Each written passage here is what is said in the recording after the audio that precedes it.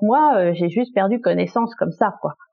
Donc, et en oui, c'était suite à une prise de sang, il me semble. Ouais, c'est ça. Alors, tu vois, en 1999, j'allais faire une prise de sang dans un cabinet infirmier. D'habitude, ça se passe bien, on comprenait pas pourquoi. Et là, en attendant dans la salle d'attente, j'ai commencé à me sentir, tu vois, bizarre. Je commençais à ne plus voir, à ne plus entendre. Et je sentais quelque chose de désagréable au niveau du cœur et plexus solaire, quoi. Et j'avais l'impression, j'entendais comme s'il y avait quelque chose qui était en train de se casser. C'était vraiment un truc bizarre.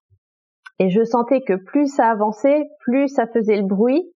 Et je savais inconsciemment que tu basculais. Il y avait une barrière, voilà. Et on passait de l'autre côté.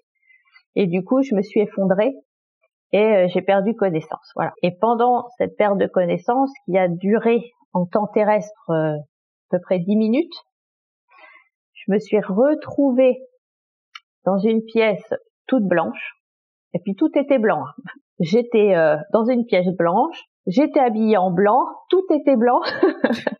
Mais un blanc, alors c'est ça qui est étonnant, c'est un blanc pur, un blanc d'une puissance phénoménale, mais ça te faisait pas mal aux yeux, quoi, tu vois, ça te dérangeait pas. T'étais dans une atmosphère très paisible, détendue, c'était génial, quoi. Et j'étais allongée comme sur un lit, si tu veux. Puis à un moment donné, je tourne ma tête sur la droite et je vois qu'il y a quelqu'un. Et c'était donc un homme d'un certain âge qui était mon guide. Ok. Et du coup, on se regarde, et pareil, alors qu'on parle pas avec les mots, ça se fait naturellement, c'est incroyable, quoi. Tout se fait naturellement. Et je me suis mis à lui parler par télépathie, en fin de compte. Tout ce que je pensais, enfin, c'était à peine terminé qu'il recevait, quoi. C'était incroyable. Donc on avait un échange assez vif et assez fluide. Et puis je prenais, et puis je lui dis, mais je suis trop bien ici, quoi. Je dis, avec tout ce que je suis en train de vivre sur la Terre, c'est vraiment pas facile. Là, je crois que j'ai trouvé l'endroit, je reste là, quoi. Je suis trop bien. Je pose mes valises, je m'installe là. Ah ouais, je reste là, je suis trop bien. Puis t'as une sensation et une sensation de bien-être et un sentiment d'amour si puissant. Enfin, t'es entouré, t'es englobé. C'est magique, quoi. C'est les mots qu'on a sont réducteurs par rapport à l'expérience que tu vis. Ça peut juste donner, enfin, vous aider à imaginer les choses, mais en réalité, tu le vis en puissance 1000, quoi. Ouais.